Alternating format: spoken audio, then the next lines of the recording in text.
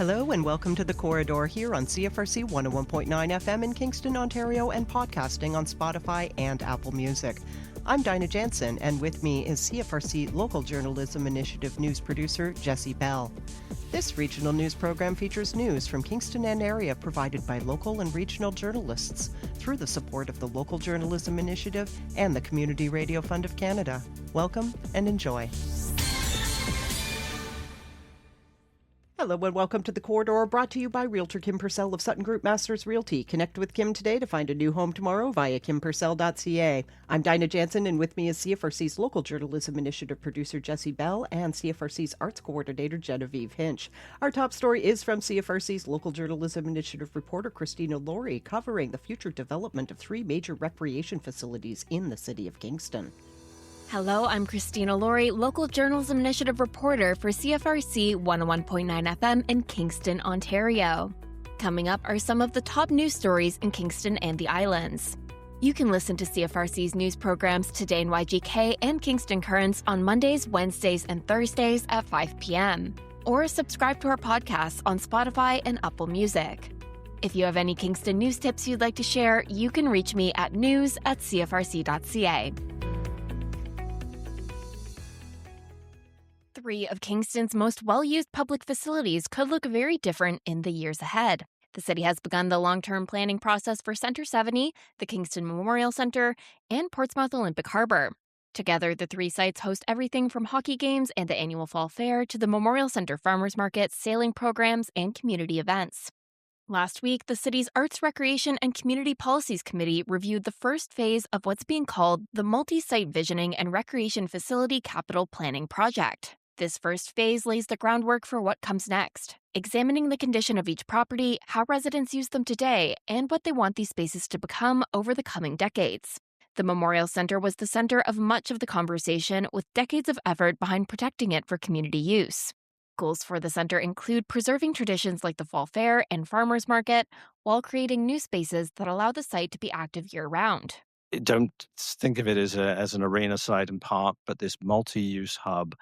I think the opportunity exists to create new spaces, new program opportunities for the fall fair. And as it relates to the farmers market, one question I think we're going to look at from a design perspective is whether or not there can be an indoor-outdoor type space that's created, perhaps along one axis of the arena, depending on the configuration of that building itself. So a pretty strong commitment, I think, to coming up with solutions for those two particular groups. And then it would follow that issues around other events in the open space, unstructured use of the park. One of the biggest proposals in the report is a partnership with Queen's University that could see a new twin-pad arena built at the Kingston Memorial Centre. The idea would replace aging ice at Centre 70 while also meeting the university's varsity hockey needs. City staff told councillors those discussions are already underway. That's the next opportunity, is working with Queens to come up with an arrangement. We expect that there will need to be some capital lease arrangement as well as an operating lease arrangement included in the facility. Of course, Queens will have other needs that are beyond the needs of just a community rink, such as dressing rooms and other training rooms and so on. And those things would all need to be considered within the lease structure. So those are the things that we've started to discuss with them, and that would be a next step. If that partnership moves forward, it could also shape the future of Centre 70, which is expected to be decommissioned as it currently exists in the next 5 years. The site occupies a large piece of land in Kingston's West End, and while city staff say there are opportunities there, they are still determining what the options are. It's kind of said we think 5 years could be a timeline before we completely phase out the Centre 70 arena. However, with the commitment from Queens to work with us on a partnership and on the leasing arrangement, it may be possible to advance those things should the funding come into place. This Centre 70 is an interesting site. Of course, each site is unique, but for Centre 70, there could be some other strategic uses for that site coming up, and I'm not able to really articulate what is going to happen at that site at this time or what we're proposing might happen at this time. But through the work in phase two, we'll have a better picture and be able to come back with options for you. It will ultimately be to council through a series of recommendations to contemplate what the best use of the land at Center 70 would be following a decommissioning exercise.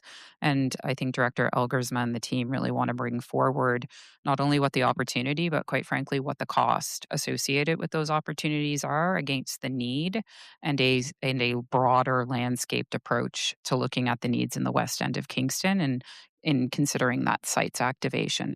All three facilities are aging, and each faces significant investment needs over the next decade. The report estimates more than $25 million in capital requirements at the Kingston Memorial Center and roughly $19 million at Portsmouth Olympic Harbor, while Center 70 will also require major investment if it is to remain in operation. These facilities continue to serve thousands of residents each year, but they're becoming more difficult and more expensive to maintain. And waiting too long could create challenges beyond higher repair costs. Just feel it's necessary to put officially on record that the aging infrastructure of these properties cannot be understated. The risk that the city is increasingly taking on. We saw what happens when we lost Center 70's ice, not for reasons of the facility's condition, but actually through a water break. And, if we were to lose the Memorial Center and Center 70, we would be sufficiently depleted in ice in our community. And I raise that because council consideration has to think through, the investment and the phasing. Will need to consider what would be the greater impact if we were to lose the Memorial Center's ice, for example. The report also reflects what residents said during public consultations held earlier this year. People consistently asked for flexible community spaces, indoor recreation, walking tracks, wellness facilities, cultural programming, and outdoor gathering spaces. At the same time, many emphasized the importance of preserving the identity of places like the Memorial Center while making them more useful throughout the year. This report will be brought to Council for final approval at their upcoming meeting on Tuesday, July 7th. The project remains in its early stages. There are no final designs, approved construction timelines, or detailed cost estimates. Those pieces will come during Phase 2, when concepts are refined and options are brought back for public discussion and council consideration. For CFRC News, supported by the Local Journalism Initiative, this has been Christina Laurie. Thank you, Chris. Coming up next, we have Dinah Jansen with a story from the Local Journalism Initiative reporter for The Kingstonist, Michelle Dory-Forrestel, about staffing issues on the Wolfe Island Ferry.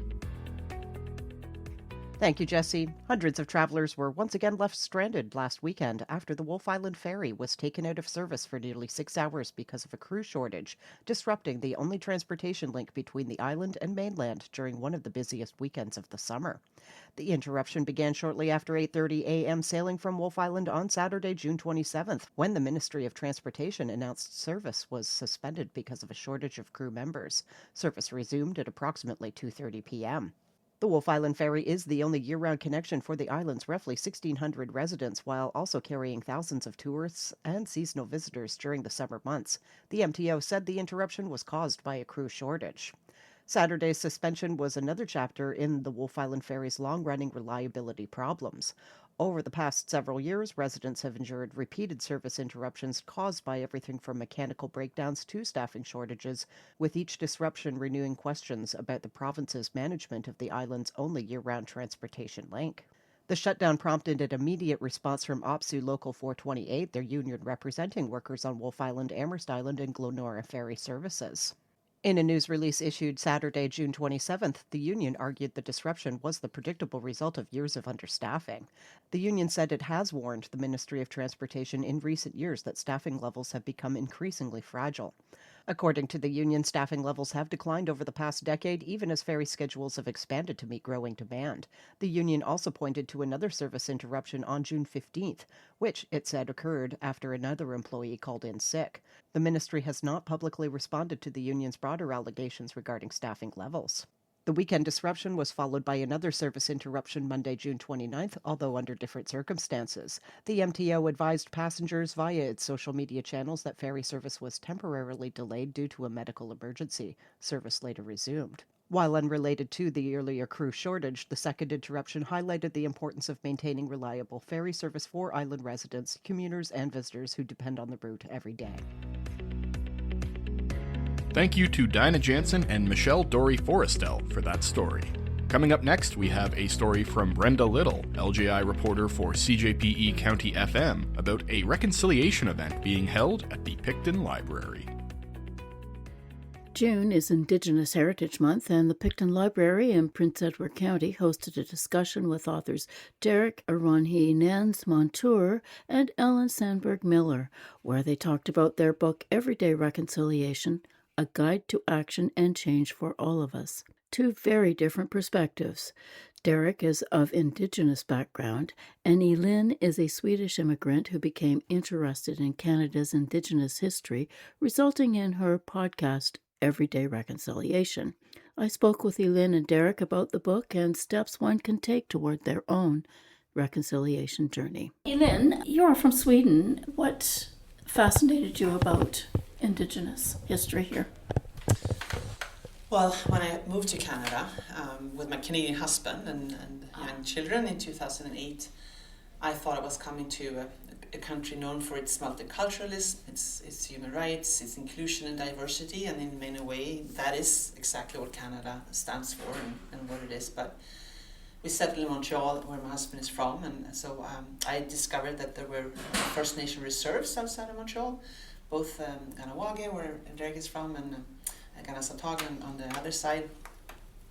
And I was really surprised because that meant that people lived segregated under different rules and under very different conditions. And I just thought that was, a thing of the past and not something that I would find in Canada. So that triggered my learning journey. And Derek, you've come from quite an interesting past, a mix. Your mother was from Glasgow, and so your father would have been Indigenous. How do you think we can reconcile every day? What small things do you think we can do every day to try and help our own reconciliation? I think I'll be honest, that for me the most important thing that non-Indigenous people can do is to start educating themselves. A big challenge is that our system has been designed to not tell the truth, and so whether it's at the primary grades or high school or not, or us who are now older, we were never given the truth. So a big part is learning, and starting every day of learning something new. Start with the people that are around you or close, and then start branching out further from there. Try to understand, why are there over 630 different communities? How many nations are there? What about the language groups?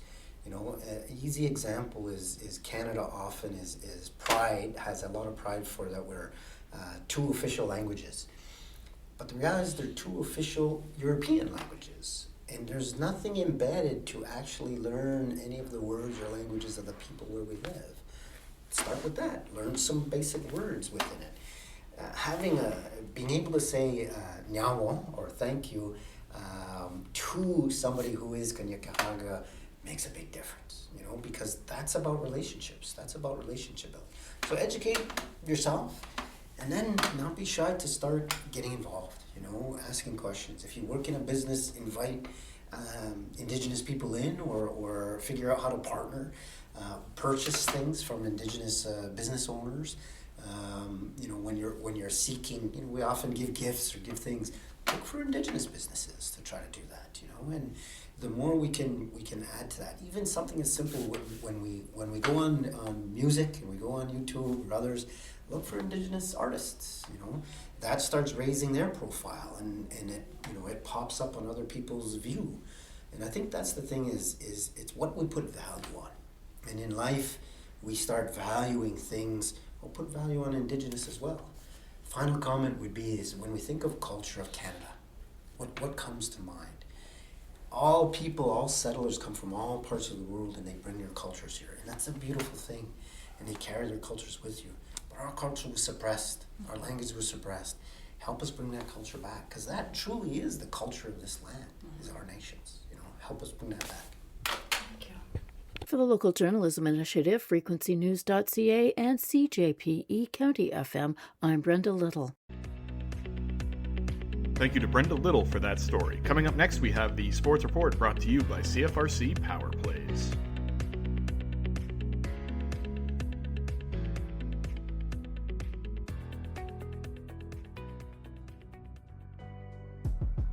This is Jesse Bell with your Sports Report brought to you by CFRC Power Plays, and today we are once again taking a look at the NBA offseason, including a massive trade involving the Toronto Raptors. The Charlotte Hornets continue to trade off some of their key young core, sending forward Miles Bridges along with a 2029 first and 2027 second round pick to the Phoenix Suns in exchange for Grayson Allen, Royce O'Neal, and a 2033 first round pick. For the Hornets, who also traded star point guard LaMelo Ball last week, this is a confirmation that they plan on building their team around their forward duo of Brandon Miller and Con Knuppel. The Memphis Grizzlies and Portland Trail Blazers have agreed to terms on a trade centered around Memphis's star point guard Ja Morant. Morant, a former Rookie of the Year, has suffered a number of injuries and suspensions over the last 3 seasons, drastically decreasing his trade value. As such, the Memphis haul is much smaller than what it would have been, say, 2 years ago. Memphis does get 2 solid forwards in Grant and Murray, but if things work out for the Trailblazers and Morant returns to his all-star form, they may have a perfect pairing alongside veteran point guard Damian Lillard. A blockbuster trade involving the Toronto Raptors was made as the Raptors sent forward Brandon Ingram, guard Grady Dick, 2 first-round picks, 2 second-round picks, and a first-round pick swap to the Los Angeles Clippers in exchange for Kawhi Leonard. Leonard last played for the Raptors in 2019, leading the squad to, so far, their only NBA title in franchise history. Kawhi is coming off one of his better and healthier seasons in 2026, putting up 27 points a game while also providing elite defensive ability. This is a high-risk, high-reward deal for the Toronto Raptors. Let's look at some of the pros and potential cons at play here. One of the big pros for the Raptors is the obvious upgrade from Brandon Ingram to Kawhi Leonard. Ingram underperformed especially in the 2026 playoffs, and the Raptors also give Grady Dick a fresh start. Dick looked promising in his rookie season, but hasn't lived up to that potential since. Now, when Kawhi Leonard is healthy, the Raptors will have a top 10, arguably top 5 player on their roster, but health has not been a strong point over the last couple seasons for Leonard. When he's in the lineup, he will form one of the most defensively versatile front courts in the NBA alongside Scotty Barnes and Colin Murray-Boyles. That's when he's healthy. It's also worth noting that Kawhi Leonard could be facing possible discipline from the NBA for his role in the aspiration tree planting scandal. To make a very long story short, Leonard was essentially given a no-show job with a charitable organization as a way to circumvent the NBA's salary cap by the Clippers owner, Steve Ballmer. Now, it's more likely that the NBA will focus their discipline on the Clippers organization rather than Kawhi Leonard, but nothing is a guarantee. The last time Leonard played for the Raptors, he was integral in taking home the franchise's first, and so far only, NBA title. Can he rekindle that 2019 magic? Or will the Raptors find themselves in a Brooklyn Nets-type situation where they make a massive trade involving a number of future draft picks for a superstar, only for that superstar to barely play, and worth noting, he's only on a 1-year deal, leave the organization again? It's high risk, high reward. This trade will either make the Raptors or break the Raptors. That's a wrap for your sports report brought to you by CFRC Power Plays. Coming up next, your traffic and weather reports for the Kingston region.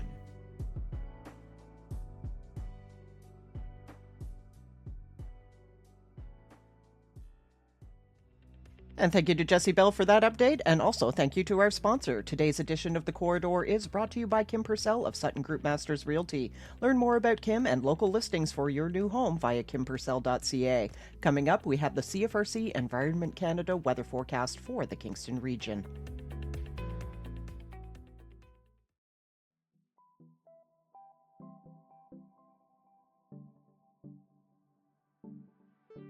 This is your Environment Canada weather report for the Kingston region. Wednesday, July 8th, 26 is your high, and because of the cloudy conditions, it's going to feel like 26. UV index only of 6, dropping down to 18 overnight.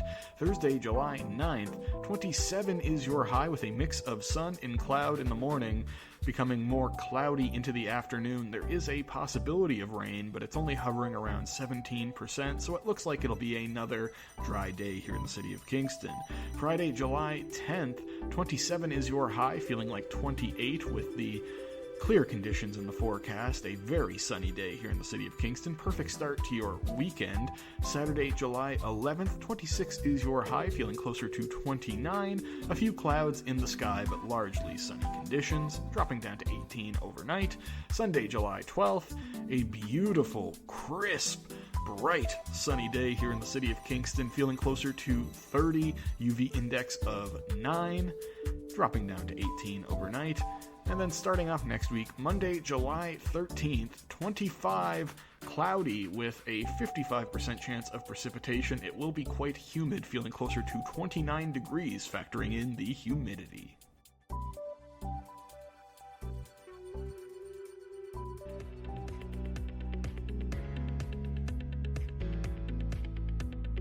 Over to Genevieve Hinch with CFRC's concert and events calendar for the week.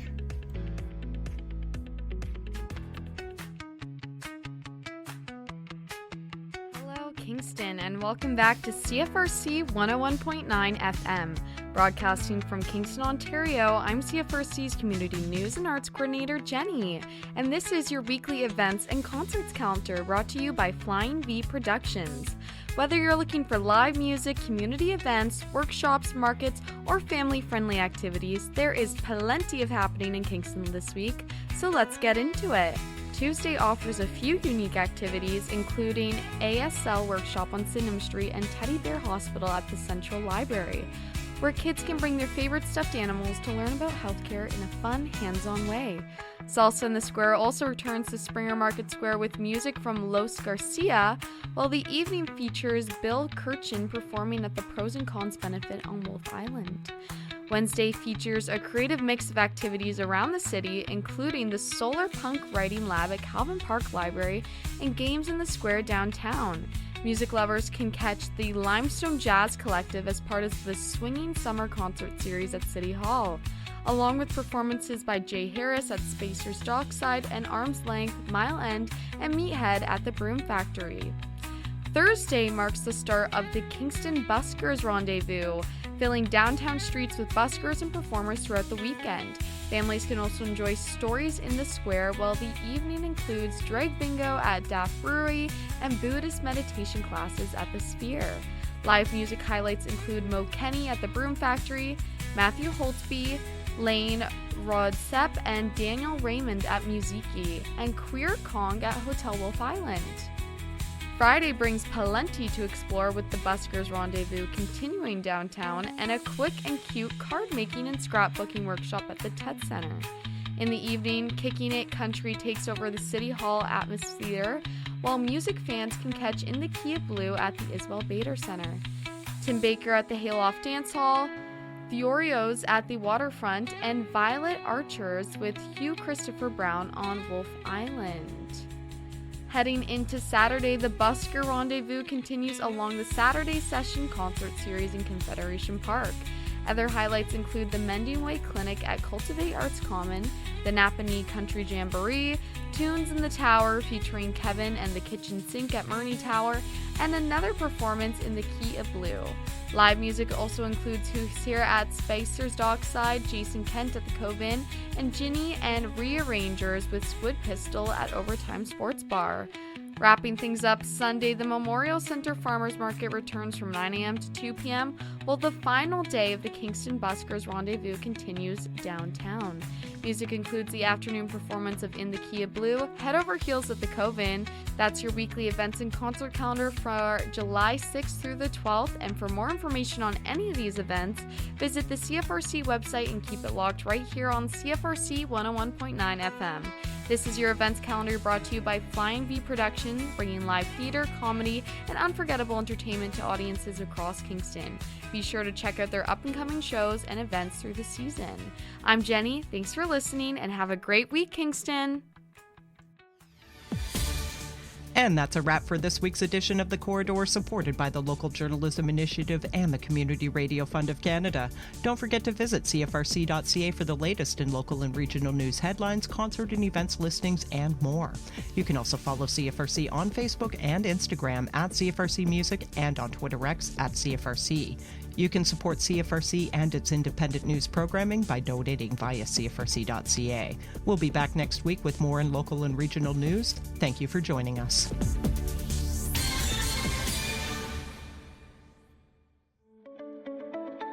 Thank you for listening to this podcast produced at CFRC 101.9 FM at Queen's University in Kingston, Ontario, situated on the traditional territories of the Anishinaabe and Haudenosaunee peoples, and brought to you by the generous support of Smith Engineering.